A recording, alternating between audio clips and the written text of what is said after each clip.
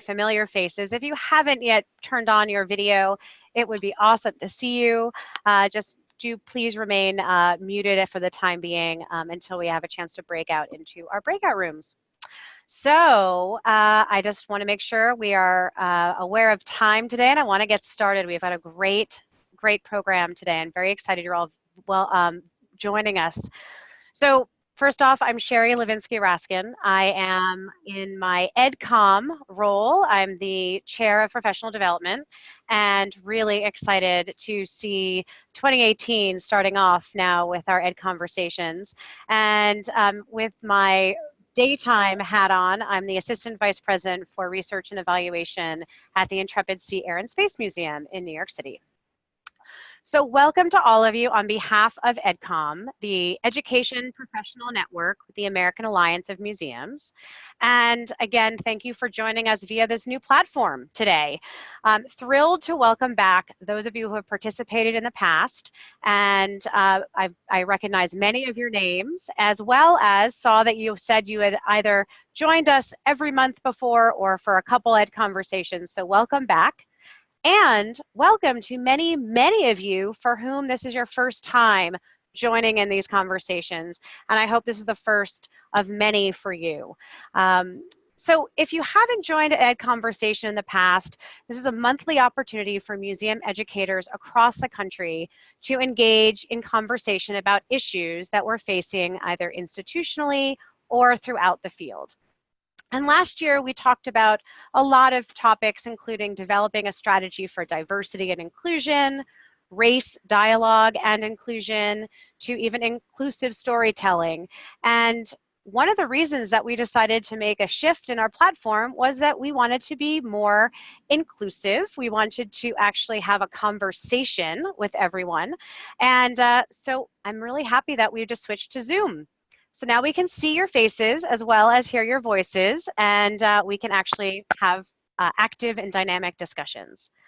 So I do want to point out, and Rebecca, my colleague, who I am going to give a shout out to in just a moment, is on the tech side, and we are still learning how to use Zoom for this type of a program. So we recognize that some pieces of this are going to work out really, really well. And we also realize that there might be some refining needed over the next couple months. So we appreciate your understanding and being very accepting, as I know that as educators, we are nimble and accepting as we learn, reflect, and continue to improve. So thank you in advance for your being a part of this and helping us make it better. We'll definitely be asking for some feedback about content as well as logistics at the end of the program. So what I would like to do, I noticed that the dinging has stopped, so I do want to ask Rebecca, who first off, I want to thank Rebecca for organizing today. She has put all this together on the back end to make it possible and is pretty much the Zoom expert from the EdCom steering committee. So thank you, Rebecca, and I wanted to ask you, can you just brief people with a couple tech things before I introduce Monica? Sure, thanks, Sherry. I really appreciate it. And I am by no way in any means a Zoom expert. So please, if those of you who are on the call have utilized Zoom on a regular basis and you're seeing something go wrong and you know the solution, feel free to message me through the chat function. A couple of things just to keep everybody aware. We have everyone on mute, but if you are joining us via phone, we ask that you mute yourself remotely, so that way I'm not muting you here, and then when you try to participate, no one can hear you. But during the first 20 or so minutes, we're going to have everyone muted while we listen to the wonderful words of Miss Monica Montgomery. And then we're going to break out into breakout sessions, and we'll go into what that looks like a little bit later. But that's when really we're going to ask everybody to be in charge of muting and unmuting. Later on, we're going to do a Q&A, and we'll give you specific instructions of how you can get in the queue for the Q&A. But a couple things real quick. Up in the right-hand corner of your screen, if you're joining us online or through your phone, you have a speaker view. You can either see the gallery view, which puts every single one of your shiny faces up on the screen, and you can scroll through 3 pages right now. I kind of like it because it looks like the Brady Bunch. Or you can also choose speaker view, which then is going to put the person who is speaking really big up on your screen, and that's a really good view maybe for the beginning when we're listening to Monica, who's going to start off the conversation for us. Like I said, I'll be running tech, so if you have any questions, please feel free to message me privately in the chat, and I'll be happy to try to troubleshoot things as we go along. But on to the show, Sherry. Great. Thank you, Rebecca, for keeping everything straight. And it is my privilege and honor, and I'm so excited to welcome Monica Montgomery Nayati, who I think is obviously a very well-known individual in our field, and we just are so excited to hear what you have to say today. As we know, to introduce her, she's an international keynote speaker, graduate professor, and museum director, and a cultural entrepreneur. She curates media and museums to be in service to society, as well as she's a consultant to the field. Not to mention a national associate on the EdCom steering committee, for which we are very grateful. She's a sought-after public speaker and a coach for executives and career changers, frequently training leaders and partners with universities and museums to facilitate diversity, leadership, and equity initiatives. Probably most notable right now, she's founding director and curator of the Museum of Impact, the world's first mobile and social justice museum, inspiring action at the intersection of art, activism, self, and society. She curates Museum of Impact's traveling exhibitions, Upstanders, as well as Movement is Rising, examining social movements, current events, and human rights. Both of these exhibits transform visitors from bystanders to upstanders, collecting stories and oral histories. And additionally, Monica is the strategic director of Museum Hue, a multicultural platform advocating for diversity, inclusion, and advancing people of color in arts, culture museums, and creative economy. Adjuncting professor with Harvard University and Pratt, as well as guest lecturing around the country. I wish I was in all of those classes. And holding a lot of leadership positions in museums. So we are thrilled to welcome Monica today to kick us off with what I consider to be a great discussion. And we're ready to be inspired and energized. As Rebecca mentioned, Monica is going to be addressing us for the first half of our time together, and then we'll have time to be in breakout rooms, smaller groups, so we can have some discussions with some topics that Monica has actually identified for us to be discussing, and then we'll come back together and reconvene. But some of the framing questions that Monica and Rebecca and I discussed prior to the program today, which I know she's going to be addressing in this first half part of the program, is how can museums, how is the museum field shifting to engage different and new audiences, or is it? How can museums respond to engage audiences, honoring the lived experience and background of audiences? How can museums respond to engage audiences to amplify the visitor voice, knowledge, and interest? And as well, how can we respond to engage audiences in highlighting the linkages between museum content and modern social movements? Okay, so I'm done. Over to you, Monica, and thank you so much. So everyone, please welcome Monica Montgomery. Hello, friends. Hello, museum professionals, colleagues, and peers. It's so good to be with you. Can everyone hear me okay? Fantastic. Thank you so much. I'm really honored to be speaking with you, and I've learned from so many of you, so it's good to be in this space together. So one of the kind of broader topics I want to talk to today, not so myopically focused on museum education, but really what is the concept of a socially responsive museum? What does that look like in practice? How can education be an element of that? But how can we, using our platform as museum professionals, influence institutions to be more progressive and responsive to society?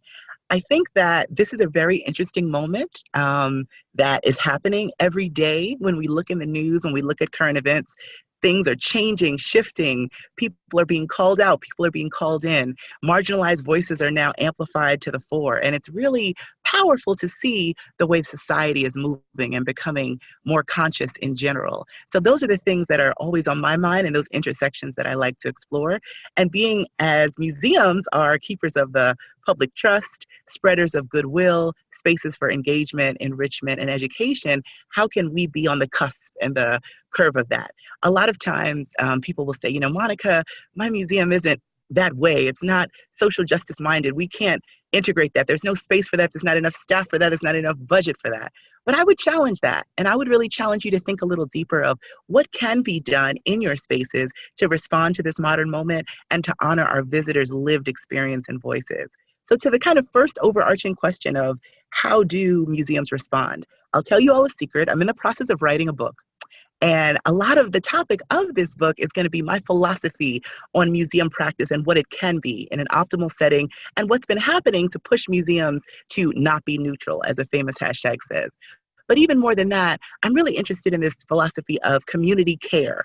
The way that I'm defining community care is an architecture of practice, museum practice, if you will, that's honoring our humanity and centering empathy and advocacy and social responsibility. So when we think of social responsibility, especially, what does that mean? How are we responding to what's happening in society? How are we holding space for our visitors, for our staff, for our stakeholders, for our cities, for our neighborhoods?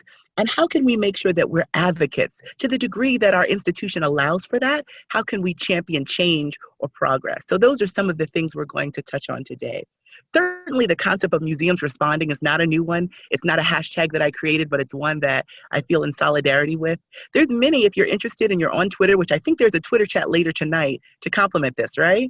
Yeah, museum, hashtag museum ed chat, something to that effect. Yes, log on later tonight if you have the time after your family gets dinner. So I think it's really important to think about, what does museum response look like? There's been all these different movements, hashtags, hashtag museum are not neutral, hashtag museum activism, hashtag museums and social justice, hashtag just museums respond, or museums respond to Ferguson. So a lot of people in our work, academics, entry-level folks, leaders, are pushing for museums to have a response. And I think there's a way we can do that by still honoring our collections, our mission, our theme, but being progressive in the moment that we're in. I'm really fascinated. One of the articles that I suggested that you all take a look at on your spare time, it was on Medium, and it was really a discussion between the writer and the Director of Diversity and Inclusion at AAM, Nicole Ivey. And it was talking about how museums are just becoming more humanizing spaces, how they're starting to prioritize inclusion in every level. And one of the things, and I'm just going to read it, the article from my phone, one of the things that Nicole Ivey said, she said, a way to increase diversity and inclusion means opening the doors of the museum to people who are really hurting. That's a really interesting concept. People who are hurting. How are we embracing people who are hurting? People who wouldn't even think of a museum as a space that they would be welcome or that they can go to. I'll tell you a short story to that effect. One of my clients, a historic house on the East Coast that has a visitor center. I was there curating a show and advising the executives on some things they could be doing. And a houseless person walked in.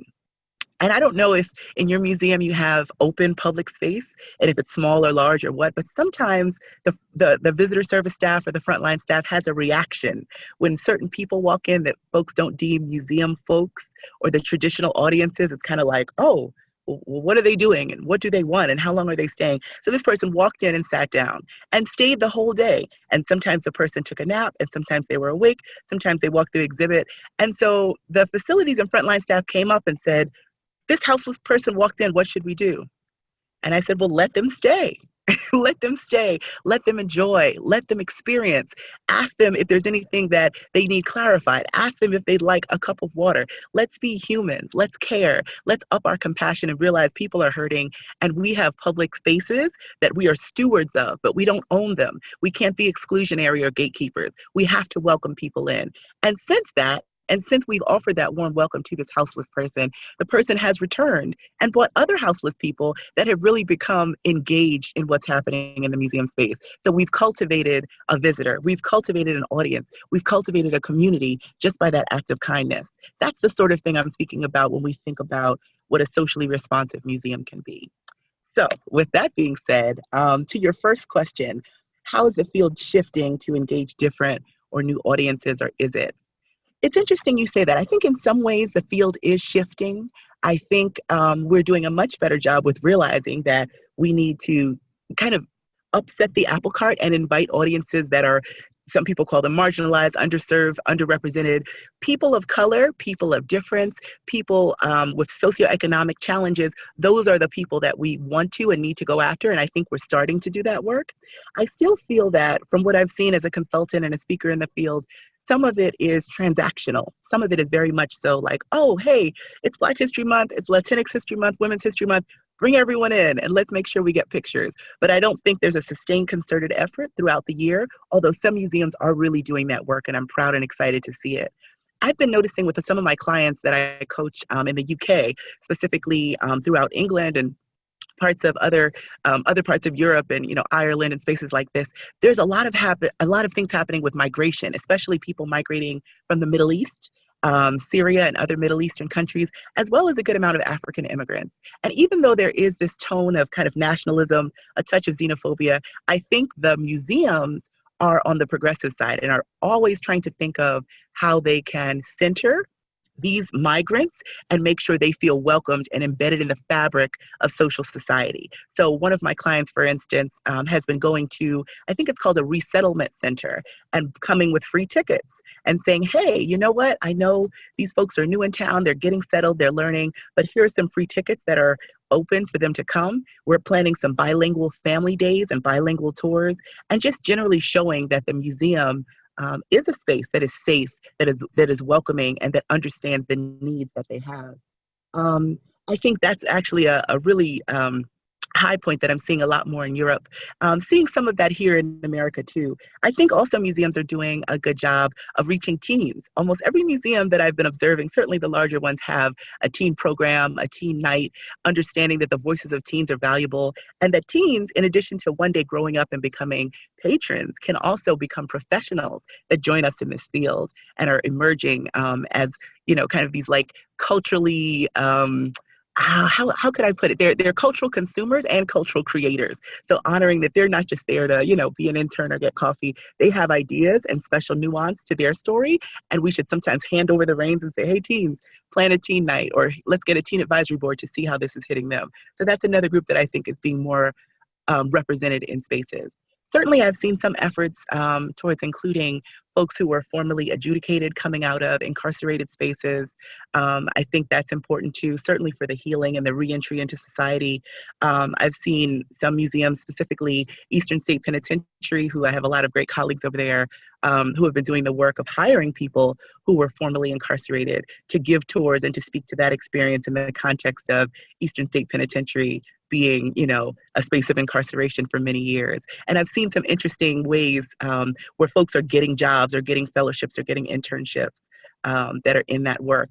I think with education, we sometimes in our department, we have everything thrown on us. We have to be the everything and the end all be all in our museum spaces. We have to be public facing. We have to have the tours and talks. We have to do public programs and everything else. And so a lot of that work does fall to us. And I want to encourage everyone on this chat to keep doing great, but don't get burnt out. Definitely ask for help when you need it and see how we can get other departments as vested, as fired up, as accountable to this sort of work. It shouldn't be that education is the only department that is doing outreach or that's doing public facing stuff or centering visitor voices. We have to make sure that all of our colleagues in the museum are in that space. Some other groups that I think would be great to see more inclusion of, I think we're doing a good job in the States of engaging with Latinx immigrants and folks who are non-English language speakers, but I think there are other immigrants coming from other spaces, especially Africa and spaces like that I don't think we're engaging as wholeheartedly, at least from what I have observed. I would love to see more engagement of African Americans and people of color across different social strata, not just assuming, that certain people in certain neighborhoods never get to the museum, but there's affluent African Americans, middle-class African Americans, special civic groups and fraternities and sororities that I think we can do a better job of engaging. And certainly this is bordering audience engagement, visitor services, education, and public programs. But if we're working holistically, I think we can make that a priority. So that is the answer to that question. And I'm going to turn it back to Rebecca for the next question. Oh, actually, Sherry, go right ahead. Oh, to Sherry. Great. I figured we're kind of back and forth. I've been taking so many notes, and I see lots of colleagues too, lots of really interesting um, points here and examples, which has been really, really helpful. I'm curious, how do we help respond and engage our audiences to amplify their voice, their knowledge, their interests? How do we incorporate that into what we do and how we welcome them into our spaces? Yes. Well, in my classes, when I'm working with graduate students and sometimes undergrads, I always say the essential question in museums is who speaks for whom, right? I think it should be the case that museums are a partner in learning and a partner in enrichment, but should never be um, owning and overtaking and overshadowing conversations. So if you want to know what someone wants or needs, ask them.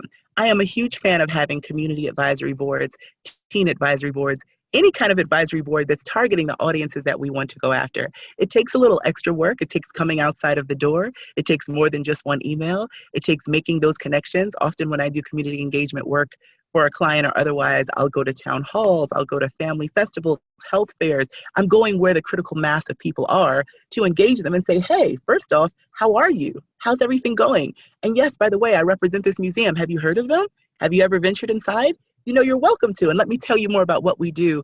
And on top of that, we'd really love to have you involved more deeply if you have the capacity, because we need to hear the things that you have to say to represent your community. So instead of saying, we're gonna sit together and think tank and guess what do they want, let's go ask them, right, what it is that folks want. And so I think having the visitor involved in the process is always the optimal result to get meaningful community engagement.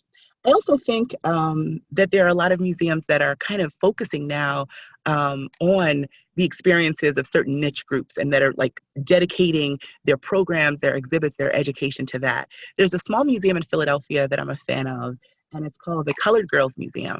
And it's really looking at the experiences of Black women, you know, the challenges, the triumphs, and everything in between, and looking at that lived experience as an art form, and then inviting African-American identifying women to come in and create exhibits about their life or about the themes that they've experienced in conjunction with other themes in the museum. So it's almost this like art people power driven space where people are making art to reflect their experience and then also appreciating what others have made that resonates with them. I think that's a really interesting loop, right? Art making, art appreciation, all centered around a group that is honoring each other. And the person that opened this museum is actually living in this space. So it's a house museum. So like the whole first and second floors are the museum, and then she lives upstairs, which is pretty dynamic. I think there's some other spaces that are doing a lot to honor visitor voices and voices that aren't normally heard. I'm pretty sure everyone in the room has heard of Nina Simon and her museum, the Santa Cruz Museum of Art and History. When I was out there last summer, that was a really powerful exhibit. It was called Lost Childhoods, Voices of Santa Cruz. And what they did is they partnered with a pop-up museum called the Foster Youth Museum to tell the stories and the struggles of being a foster child and what that's like aging out of the foster care system.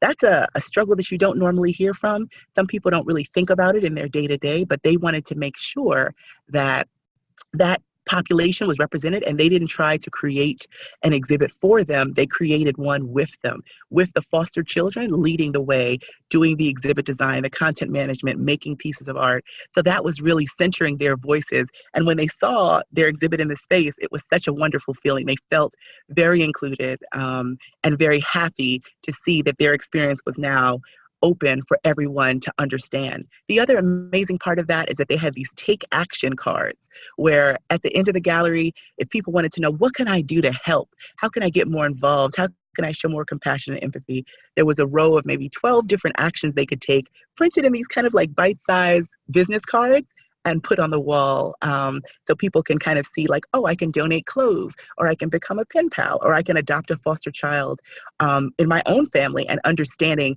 how that helps the larger systemic oppressions that are happening. So that was a powerful way that I think visitor voices were amplified by being included. I think there's a lot of museums, again, art, history, science, children's museums, ethnographic, anthropological, that are doing great work. making sure visitors are involved, but how can we really, really start to center them and have a feedback, right? So if a visitor says, oh, I like this and I didn't like that, how do we make sure in the future that we're taking their feedback and keeping it in mind for what we're doing, whether it's a program or a tour or beyond? So those are just some instances that come to mind. Great examples. Thank you so much. And I'm actually watching too. If you didn't know that there's also a Zoom group chat happening on the side, in addition, where some people have been sharing some links to different articles and websites based on what you're saying, Monica. I know that I'm not sure now. if you've seen that, which is great. I know Tim, thank you, Sage. Some really great links there. And I believe Rebecca is going to be able to send those out to everyone afterwards, so you have them as well. So if you're not keeping track of the chat box, don't fear. We'll make sure you get those as well. I think, you know, as you were talking, I think you actually addressed some of this already, Monica, but I wanted just to take a moment and dig a little deeper, knowing what we're also going to be thinking about in our breakout rooms. But how do we link? What is the process for museum practitioners? What's some best practices for linking our content with modern social movements, right? So making that relevant as well as engaging our audiences in doing that. You just spoke a little to that point about making the experience open for others to experience, and that ownership and curatorial opportunity for our audiences to take on. But I'm curious between the linkages between our content and the modern social movements. Could you speak to that? Sure. I really think this is the sweet spot of how museum practice can advance and grow, all of us individually and collectively. There's so much happening in society every day, to the point that sometimes you have to tune it out just for your sanity. But realizing that all of that discomfort is a place to, as Sheryl Sandberg says, lean in, right? Because if we're feeling that, then our audiences are bound to be feeling that. So how can we engage them in these themes? And I just wrote down just some things that happened in the past week that I'd love to see museums tackle in different ways.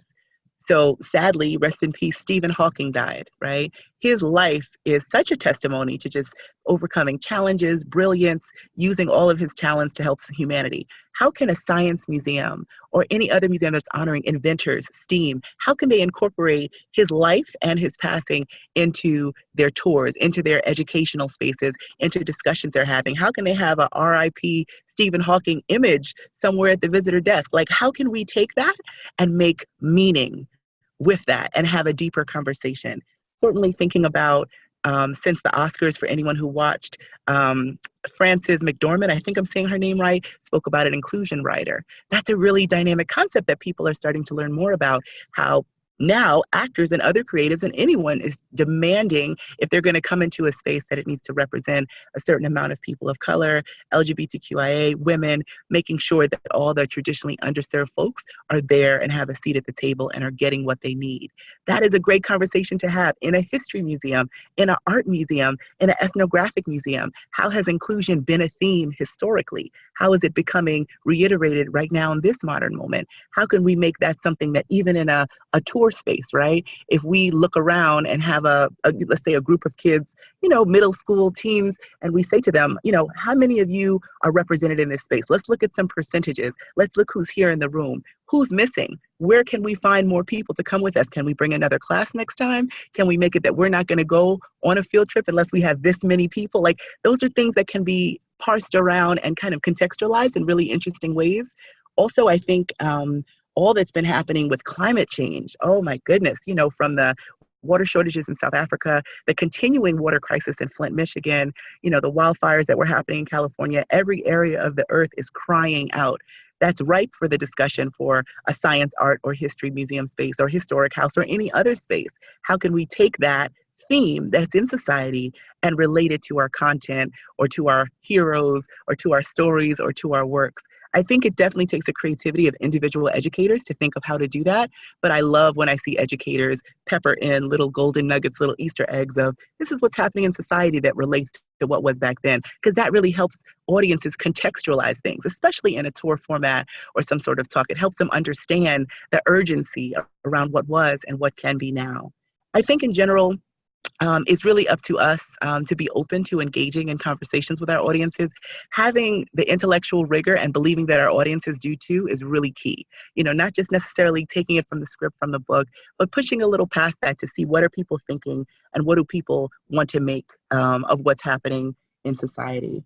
Another thing that I wrote down, certainly with incidents of sexual harassment and the Me Too movement and things along those lines. That's definitely a sensitive subject, and you'd want to work with probably a certain age group, probably nothing less than maybe junior high school and up, but how that can echo conversations around feminism or suffrage or any other women's related movement that's happened that is now coming to this head, this intensity, this urgency that something has to change. And last but not least, certainly even just from yesterday and the days before, the National Student Walkout.